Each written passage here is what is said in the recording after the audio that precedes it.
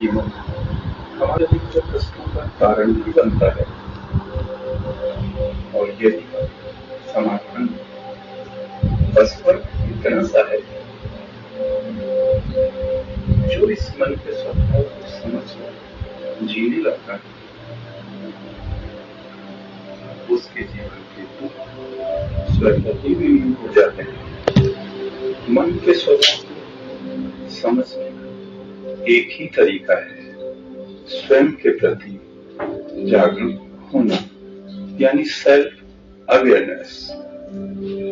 यदि हम नियमित सुबह उठने के बाद 5 मिनट अपने इस अवचेतन मन को सकारात्मक अफर्मेशन वाले शब्दों से जोड़ लें तो निश्चित रूप से हम अपने मन की स्थिति को रूपांतरित कर सकते हैं। अब धीरे से अपनी आंखें बंद करें और अपने मन की यात्रा की ओर प्रस्थान करें। पहले 3 बार गहरी लंबी श्वास लें, छोड़ें, लें,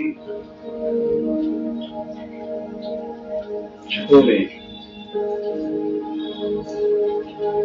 अब शरीर को ढीला छोड़कर रीढ़ की हड्डी को सीधी रखते हुए इन अनमोल शब्दों को सुने। परमात्मा ने आज फिर मुझे एक नया जीवन दिया है। उसी की बदौलत मैं अपने परिवार और प्रकृति को देख रहा हूँ।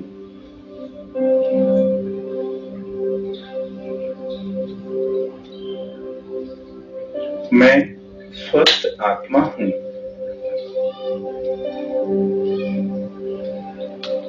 प्रसन्नता ही मेरा भोजन है। मैं शरीर नहीं आत्मा हूँ।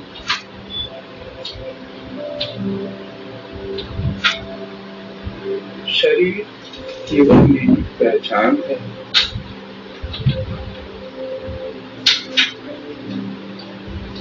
मैंने स्वयं के साथ समस्त ब्रह्मांड को माफ कर दिया है।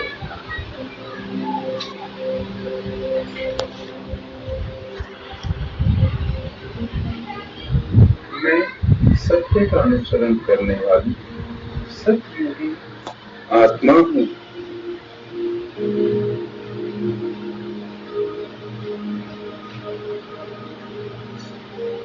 करुणा मुझ आत्मा का स्वभाव है।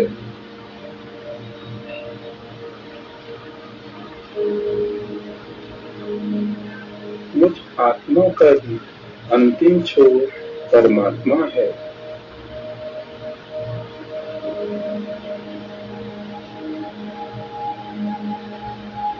समस्त ब्रह्मांड की मेरी ऊर्जा है।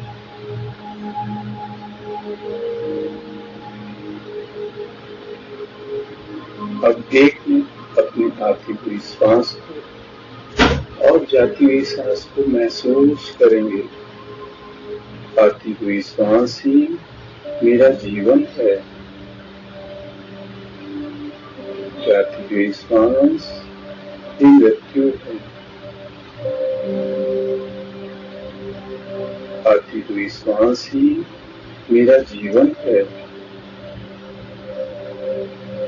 जाती हुई सांस ही मृत्यु है। आती हुई सांस ही मेरा जीवन है। जाती हुई सांस ही मृत्यु है।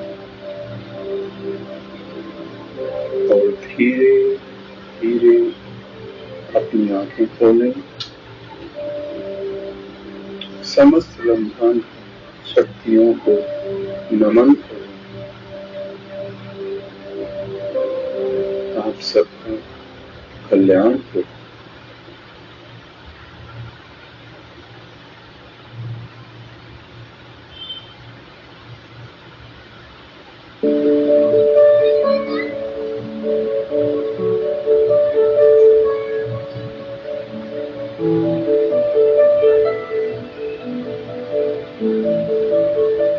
अंतेश्वर सिंह जी।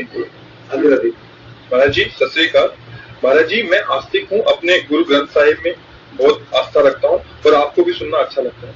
महाराज जी मेरे क्षेत्र में मुझे कई जगहों पर कुछ झूठ बोलना पड़ता है। महाराज जी मुझे बाद में बहुत अंदर से दुख होता है। महाराज जी मेरा मार्गदर्शन करें, मैं कैसे दोनों का।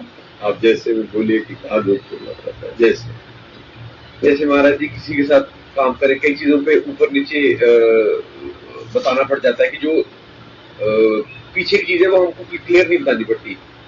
तो कुछ चीजें तो राजनीति में और व्यवहार नीति में भी गुप्त रखी ही जाती है, उनका छुपाव। जैसे मान लो किसी आर्मी के हेड से कि तुम्हें कसम है सत्य की, तुम बताइए क्या प्लान चल रहा है, बिल्कुल नहीं बताएगा।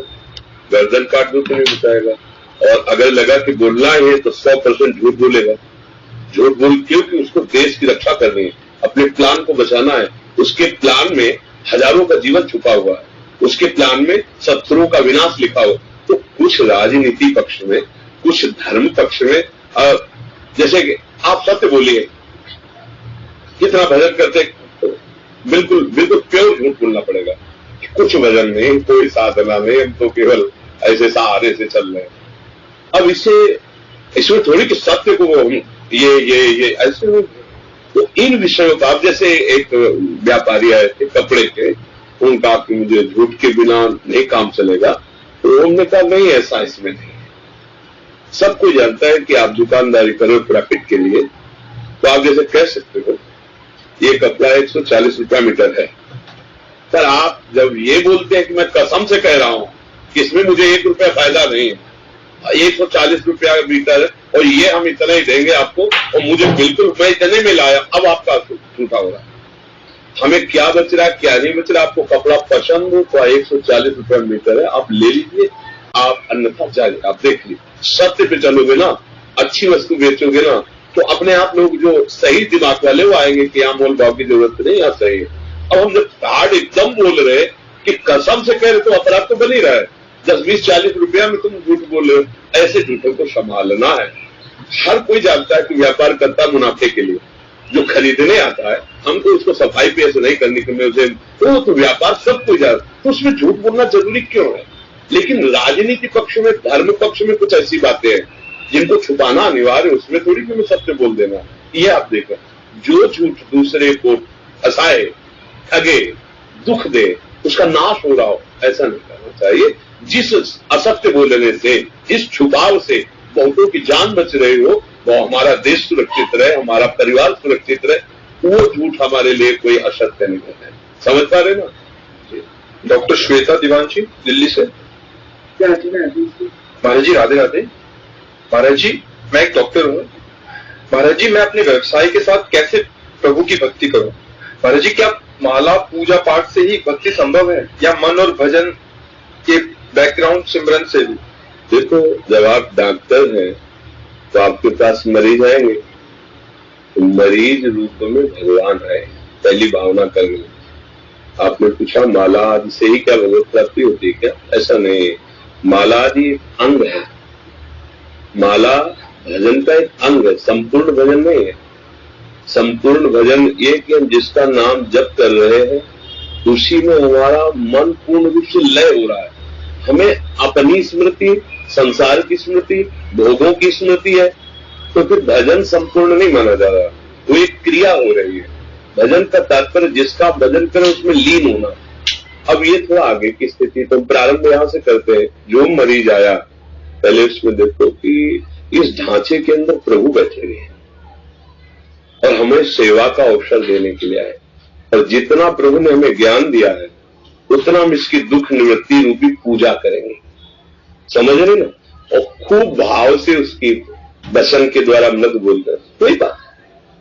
कई बार ऐसे रोग के लोग आए, ठीक हो गए, आपको बिल्कुल चिंता नहीं, उसको पहला साहस वचन के द्वारा, और हम ये जो औषधि देते हैं ना, आप इसे निश्चित आपको आराम मिलेगा। और अंदर से आप भाव की प्रभु मुझे डॉक्टर का स्वांग दिया है, तो मैं आपके इस मरीज स्वांग की पूजा कर रहे हूं और इसका फल मुझे मिले कि आपके चरणों में प्रीति हो। और बीच बीच में नाम स्मरण, नाम जप, बस हो जाएगी, इसी से हो जाएगी। तो मेरे धूप बत्ती जलाने की जरूरत है ना, तुम्हें चंदन लगाने की जरूरत है। समझ गए ना? बस। अब अगर केवल हम उसको अर्थ व्यवसाय मानेंगे, अर्थ प्राप्ति प्रदान रखेंगे, तो अंतर की बात भगवान जानते हैं। तो तुम्हें अर्थ मिलेगा पर भगवत प्राप्ति नहीं।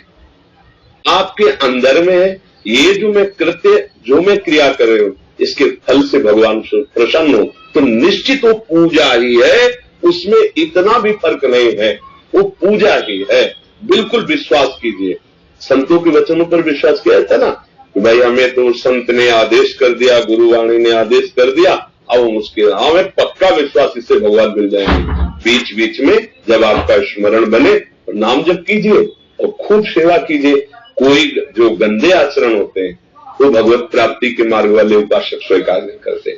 गंदे आचरणों की व्याख्या करने की जरूरत नहीं, सबके हृदय में तो प्रभु संकेत करते हैं और सब जानते हैं ये गलत है, नहीं करना चाहिए। जो गलत है वो मत कीजिए और इस भाव से चलिए। आप संत ही हैं, आप गृहस्थ में रहते हुए भक्त ही हैं, आपको निश्चित भगवान की कृपा प्राप्त होगी। शिखा जी बनारस से। महाराज जी आपके चरणों में कोटि कोटि प्रणाम। महाराज जी इस नश्वर शरीर का भान कैसे छूटे, क्योंकि शरीर भान में रहने के कारण बहुत सारे कुकर्म होता है। मैं बहुत ही अधम नीच पापी हूँ महाराज जी, मुझे केवल श्री जी ही चाहिए। महाराज जी कृपा करें। हमारा मन, हमारी बुद्धि, चित्त, अंतःकरण, इसी से स्थूल शरीर संचालित होता है। यही अंतःकरण शरीर में आसक्त हो गया है और अंतःकरण जिससे संचालित होता है वो स्वभाव, 3 गुणों से रचता है। स्वभाव को जहां से बल मिलता है वो मैं हूं, और जो मैं हूं वो भगवान का अंश है। समझ में आए? इसको अच्छे से समझना। अब हम अपने अंशी से सामर्थ्य लें, क्योंकि हमारी सामर्थ्य फंस गई, अंतःकरण में इतनी फंस गई कि मेरा मन जो कुछ कहता है वही मुझे करना पड़ता है। मेरा मन जो कुछ करता है शरीर से वही क्रियाएं होती हैं। अब मैं निर्णय करने में समर्थ नहीं रह गया। ये मायासक्त जीव पुरुष का, मोहासक्त जीव पुरुष का लक्षण है। अब इसके लिए हमें नया बल चाहिए, जो हमारे पास है उससे काम नहीं बनेगा। नया बल मिलता है नाम से। श्री हरिवंश नाम बल लहो, अपने मन भाई सब कहो, रहो शरण हरिवंश की। यदि हम प्रभु की शरण में, आचार्य की शरण में, गुरुदेव की शरण में होकर और नाम जपना शुरू करें तो निश्चित निश्चित ये शरीर रहते हुए ही शरीर का राग नष्ट हो जाएगा और सब सुख प्राप्त हो जाएंगे। पक्का। इनहीन नयनन सब सुख देखत, अपनो जन्म सुफल कर लेकर। बस आवश्यकता है शरण होकर के खूब नाम जपने की। जैसे हमको किसी को परास्त करना है तो हमें बल बढ़ाना और दांव सीखने हैं। कैसे? उसकी कमी देखनी है, दुश्मन की कमी और अपना दांव पेच और अपना बल। तो अपना बल है नाम और दुश्मन की कमी कि हमारे दस्तखत से वो काम करता है। वो हम अगर स्वीकृति न करें तो हमारा मन काम क्रोध युक्त भले हो जाए पर हमसे पाप नहीं करा पाएगा, हमसे चेष्टा नहीं करा पाए। मन का काम है प्रेरणा देना। स्फुरना हुआ, ये भोगो, ये देखो, ये सुनो, नहीं सुनना, नहीं भोगना। अब बताओ कुछ कर लेंगे, बताओ अंदर की बात है, नहीं ये धर्म विरुद्ध है, मैंने शांत हो जाएगा। 100 बार स्फुरित होगा, 100 बार जलाएगा, शांत हो जाएगा। क्योंकि आपके बिना वो कुछ कर नहीं सकता है, उसकी कमजोरी है। पर वो आपको इतना तदात्म कर लेता है कि आप और मन अलग हो ही नहीं पाते। आप अपनी मान बैठते हैं, मन की मांग को, इंद्रियों के भोगों को आप अपनी मान बैठते हैं कि मुझे जरूरत है। बस यही आप परास्त हो जाते हैं। ये कमजोरी है, शत्रु को परास्त करने की कमजोरी है कि आप उसकी हाँ में हाँ ना मिलाएं, जो धर्म विरुद्ध आचरण उसकी प्रेरणा से ना करें। आप जब ना करना ठानेंगे तो कुछ करवा नहीं सकता। बात समझना। अब ये ना ठानने की जो सामर्थ्य है वो नाम जब से आएगी। हरिवंश नाम बिसरे न छिन, तो श्री हरिवंश सहाय बल। जब इतने बड़े आचार्य गुरु की सहायता होगी तो फिर काम क्रोध कोई भी आचरण हमसे ऐसे नहीं हो पाएंगे जो धर्म विरुद्ध है, जिसे पापाचरण कहते हैं, जिससे हमारी दुर्गति होती है। इसलिए आचार्य गुरु की शरण होकर निरंतर नाम जप करना और मन के द्वारा दी हुई गलत बातें वो पेश करता है आपके सामने। ऐसा कर लो सुखी हो जाओगे, ऐसा देख लो सुखी हो जाओगे, ऐसा भोग लो सुखी हो जाओगे। उसको जांचो, या धर्मयुक्त है? नहीं, तो बिल्कुल नहीं, चाहे तू मुझे जला दे चाहे मार दे, मन में तेरी बात बिल्कुल नहीं। अब तक जो तूने कहा किया, अब तुझे जो मैं कहता हूं कहना, अब नाम जपना पड़ेगा, अब धर्म से चलना पड़ेगा, अब सत्य मार्ग, अभी आनंद आ जाएगा। इससे लड़ना सीखो। हम लोग मन से लड़ना क्या, उसको सपोर्ट पे सपोर्ट किए चले जा रहे हैं, और फिर रोते कि हम तो चाहते नहीं थे पर ऐसी गलती हो गई। प्राय सबको एक है, हम चाहते हैं कि निकल जाए, पर पता नहीं क्या हो जाता है। कोई ऐसा लगता है मेरे दिमाग में बैठ करके उसे जबरदस्ती करा रहा, कोई नहीं करा रहा, आपकी स्वीकृति करा रही, आपके दस्तखत करा रहे। मन ने कहा ऐसा कर लो, आपने स्वीकृति दे दी, अब बस इसके बाद आपकी जरूरत नहीं है। वो आपको ऐसी जगह कटकेगा जाके, बाद में आपको हो जाए कितना बड़ा पाप कर दिया, ये कैसे हो गया। अब कैसे क्या हो, तुम्हारी स्वीकृति से हुआ है, तभी दंड मिलता है उसको। नहीं तो मन की ताकत नहीं कि कुछ भी कर सके, अनुभव की बात कहते हैं। मन हमको केवल सलाह देता, केवल सलाह, ऐसा देख लो बहुत अच्छा रहेगा, ऐसा भोग लो बहुत अच्छा रहेगा, ये चुरा लो, ये हिंसा कर, जो प्रेरणा करता है बस चढ़ बैठो उसकी बात पे। नहीं, फिर गिरा दे तुम्हें बता ना। अगर वो ऐसे ही गिराता रहता तो आज तक कोई भगवत प्राप्ति कर ही ना पाता ना। फिर कोई मन निग्रही या जितेंद्री होता ही नहीं, कोई संत महापुरुष होता ही नहीं कि भाई कोई नहीं जीत सकता, तो भगवान कहीं ना कहीं तो लिख देते, कोई नहीं। भगवान आदेश कर रहे हैं, इस सबसे बड़े ज्ञानियों के दुश्मन काम को मारो, आदेश कर रहे हैं। अर्जुन ये बहुत खाने वाला कभी ना खाने वाला दुश्मन है, चाहे जितना भोग लो कभी तृप्त नहीं। अब इसका निर्णय करो। जैसे गृहस्थ हो तो एक पत्नी व्रत, एक पति व्रत, धर्म से युक्त होकर धर्मयुक्त भोग मांग रहा है, दस्तखत कर दो। धर्म के विरुद्ध है, बिल्कुल नहीं। वो काम क्या करेगा, जलाएगा। उस जलन को सहो, जितना सह गए उतने महान बन जाओगे।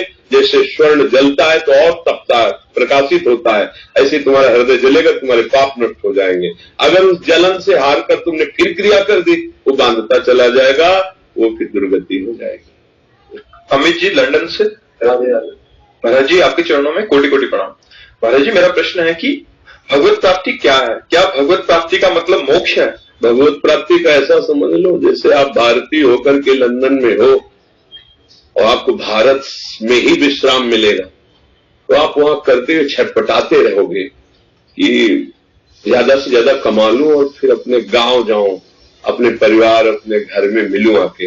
ऐसे ही हम भगवान के अंश हैं।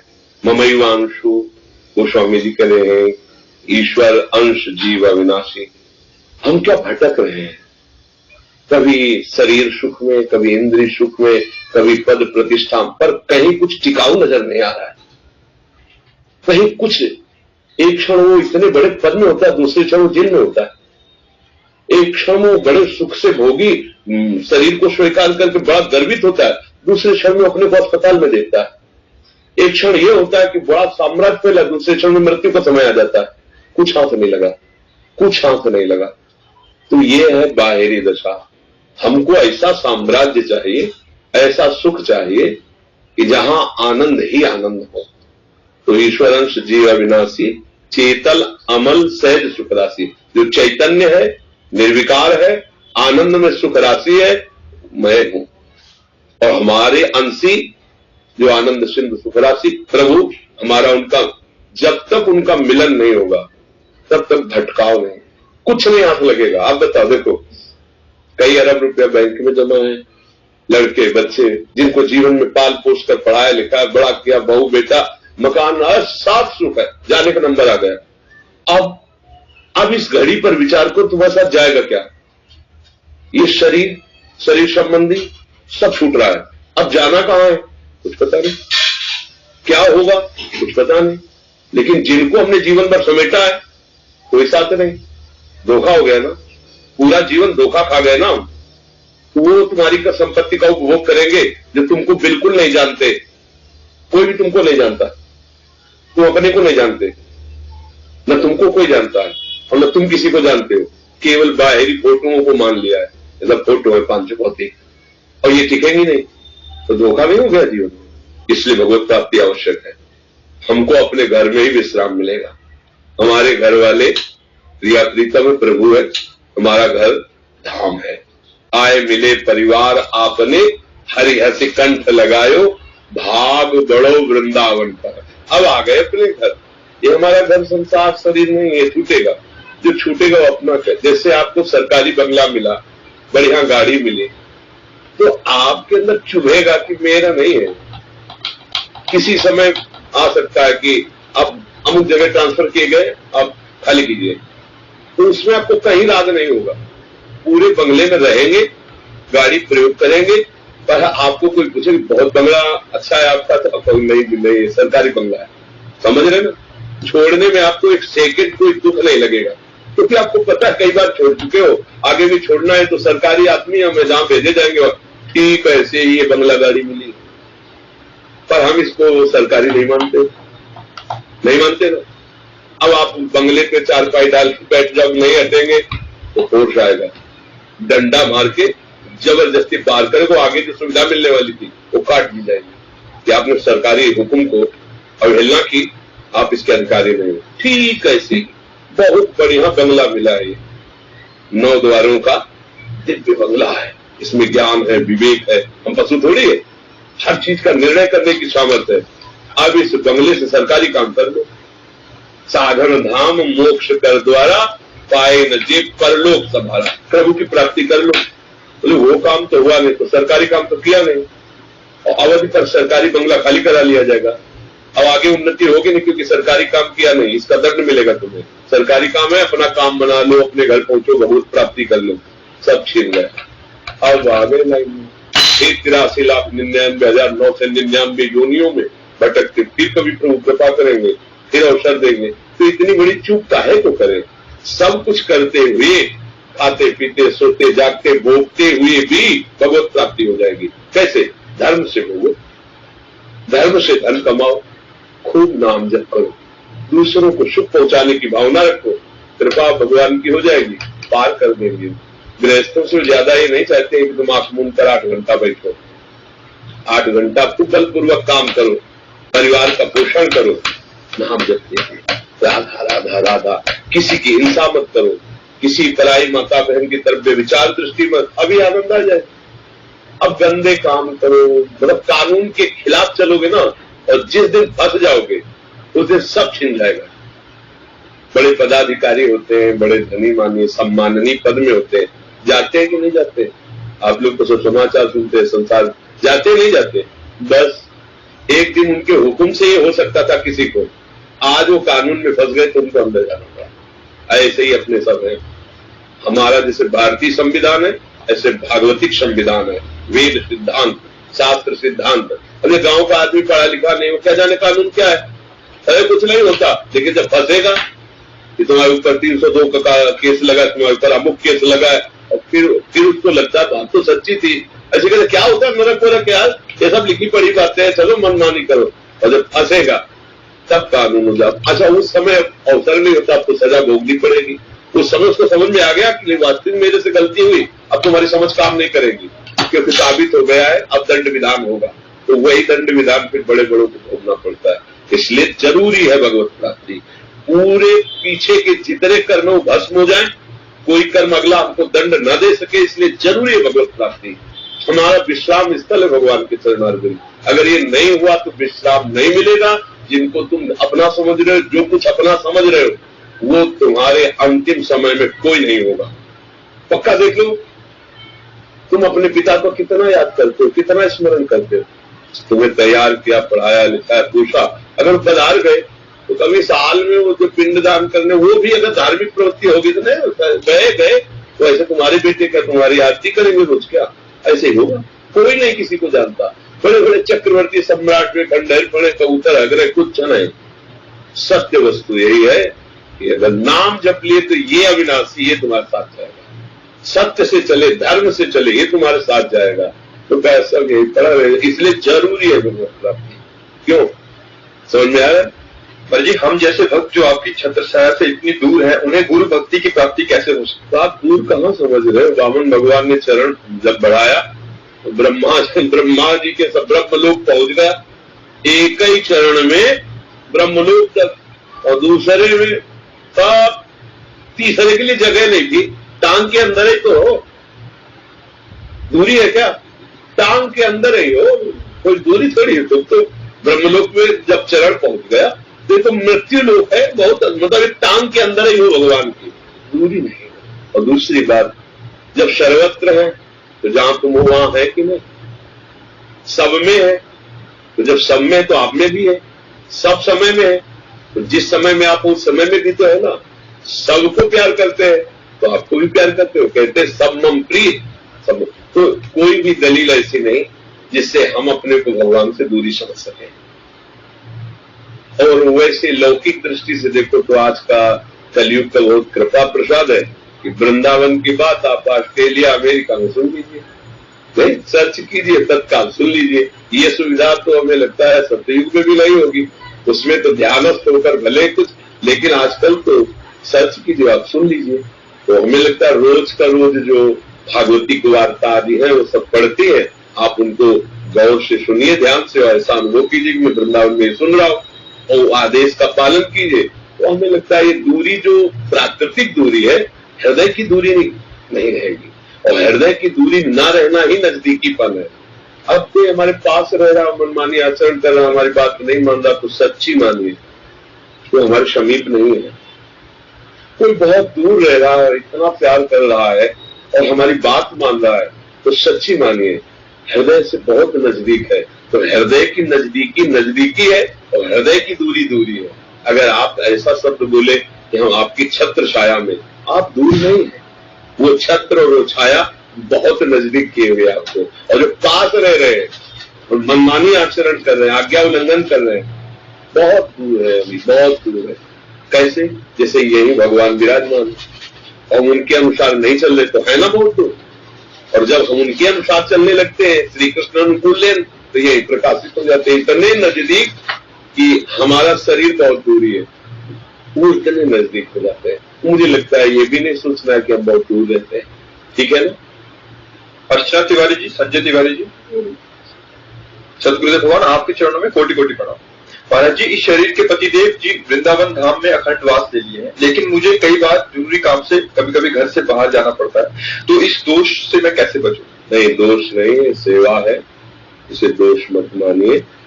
और धन्यवाद है कि आप अपने पति के अखंड वृंदावन वास में सहयोगी बन रहे हैं। नहीं आप हट कर सकती हैं, मैं रहूंगी तुम्हें जाना पड़ेगा, आप स्वयं जाकर के व्यवस्था कर रहे हैं, किसी भी कारणों से वो दोष नहीं है।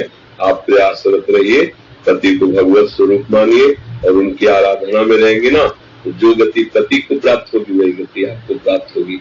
आपका आना जाना वृंदावन से दूर नहीं माना जाएगा, क्योंकि आप अपने पति को सुखपूर्वक वृंदावन वास के हेतु अगर जाती आती है तो दोष नहीं। ये तो बहुत बड़ी कृपा है जो आज के समय में आप अपने पति की भक्ति कर रहे हैं, ऐसी भावना से युक्त है। नाम जप करते रहिए और जब जाना पड़े चले जाइए, जो सेवा जैसी व्यवस्था, और खूब भाव बनाइए कि इसी जन्म में मुझे श्री जी को प्राप्त करना है। ये खास बात है, जैसा भाव बना लोगी वैसा अनुभव होने लगे। अब तो प्रभु मेरे नजदीक है, अब तो दूर नहीं, वो तो जरूर मिलेंगे, ये भाव तभी होंगे जब मिलने वाले हैं, ये भी बात समझ लो। अगर ये आने लगे तो फिर वो यही बैठे सुन रहे हैं कि मेरे से मिलने के लिए उत्सुक है, व्याकुल है, उनके लिए कुछ दुर्लभ नहीं। वो हमारे पिता है, हमारे अंशी है, हमारे स्वामी है। बस वो क्या है कि ऐसी माया का पर्दा कि भगवान एक बहुत दूर से लगते हैं और भोग सब नजदीक वर्तमान में सुख देने वाले लगते हैं, इसलिए भगवान का भजन रुचिता नहीं है। अगर ये बात समझ में आ जाए कि भोगों में जो सुख भास रहा है, अनंत सुख उससे बढ़कर भगवान में है, क्योंकि उन्हीं की एक सुख समुद्र के बिंदु से पूरा त्रिभुवन सुखी हो रहा है। जो आनंद सिंधु सुख राशि सीकर तय त्रैलोक सुपासी, जिनके एक बिंदु के कण से, सीकर से पूरा त्रिभुवन आनंदित हो, उस आनंद समुद्र की प्राप्ति के लिए मुझे मनुष्य जन्म में मिला है। बहुत भावपूर्वक। आज कुछ भक्तों ने आपके श्रीमुख से नाम चाहा है। हम तो वृंदावन वासी, राधा उपासी, तो राधा राधा रटते, राधा वल्लभ श्री अर्जुन।